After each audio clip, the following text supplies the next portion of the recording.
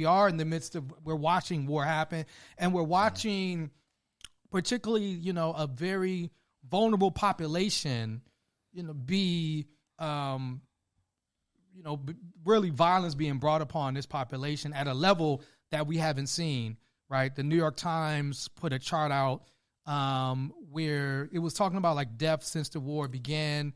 And it's wild when you see, and we mentioned a chart, the first chart that they put out last week. Yeah. They put a new chart out. You know what I'm saying? Okay.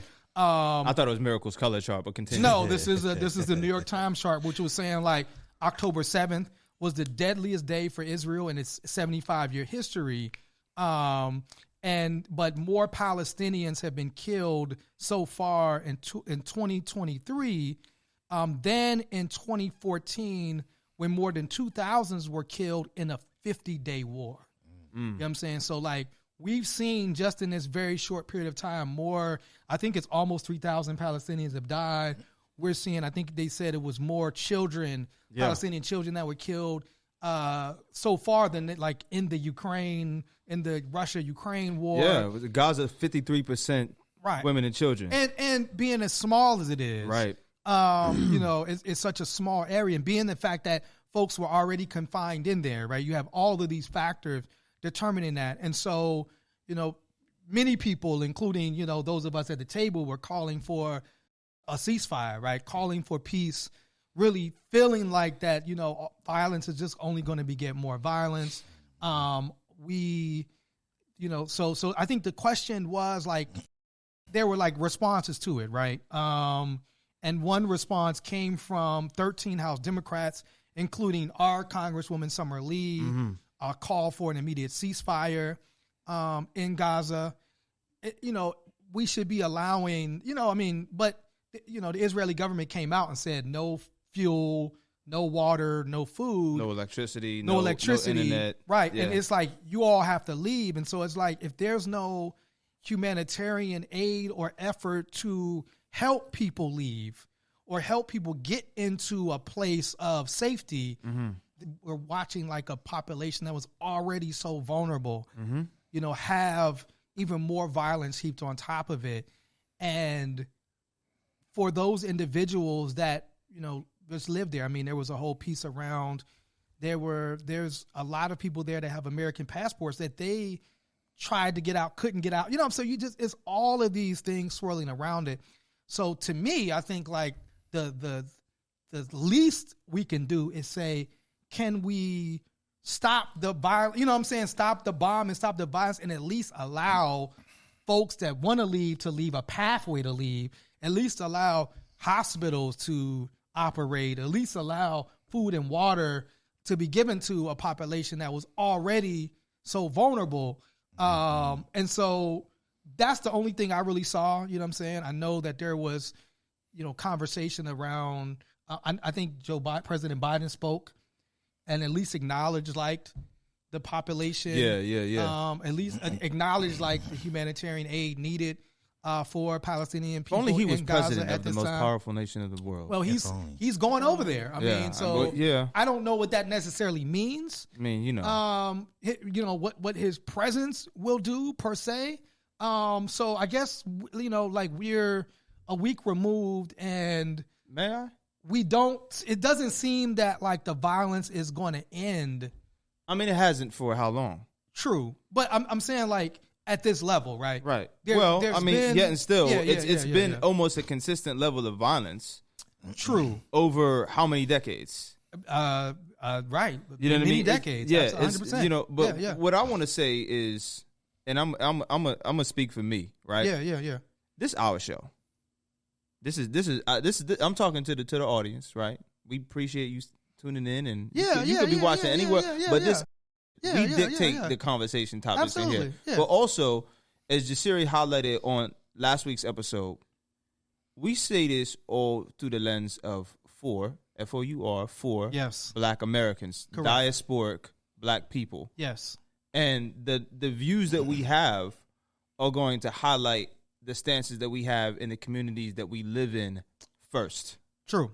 Right? This is not to say we don't empathize, specifically me with my very specific cultural and ethnic identity, as Miracle so brilliantly indicated on the color chart at the beginning of the show, right? No, because there are people with your identity who are also down here. That's very true. That's very true. But don't make it seem like I'm less than just because I'm higher up on your color chart. You're not less than. She's not less than. I never said you were less than. All right, I'm just letting you know. Not okay. I'm just not okay. That actually means not less than. But anyway, we are going to talk about the things that affect us deeply first, because that's where, for me at least, I'm affected the most, is how it impacts me as an individual and in my community, and what I can directly alter, help, and influence. Right. Yes. Right. So that's the thing.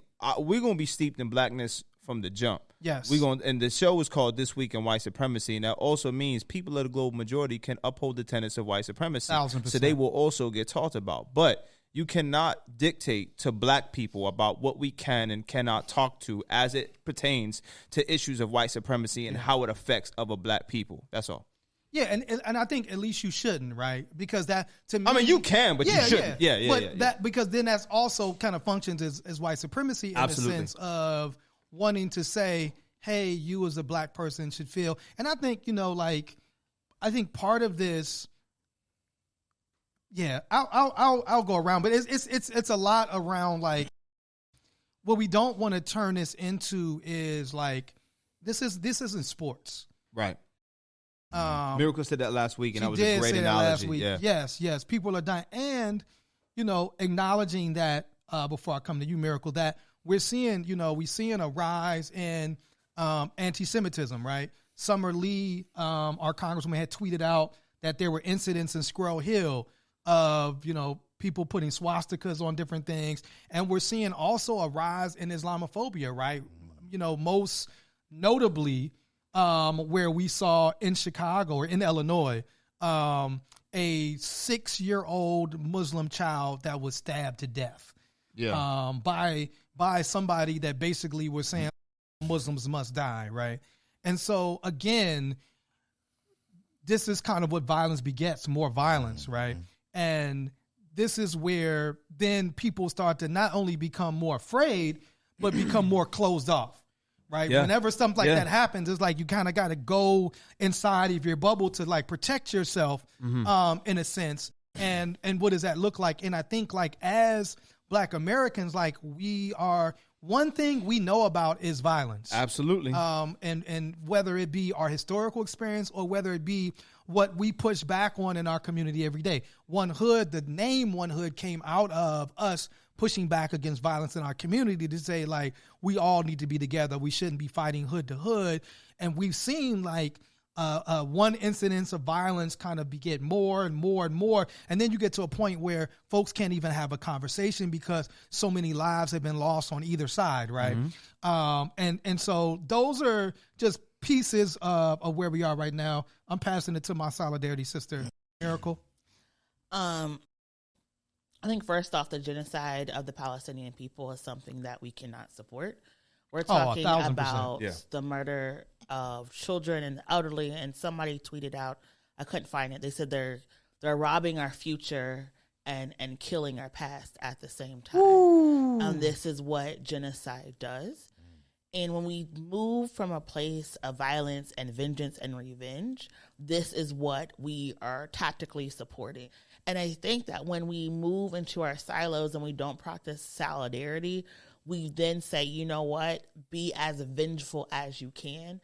And that's the space that we're moving in.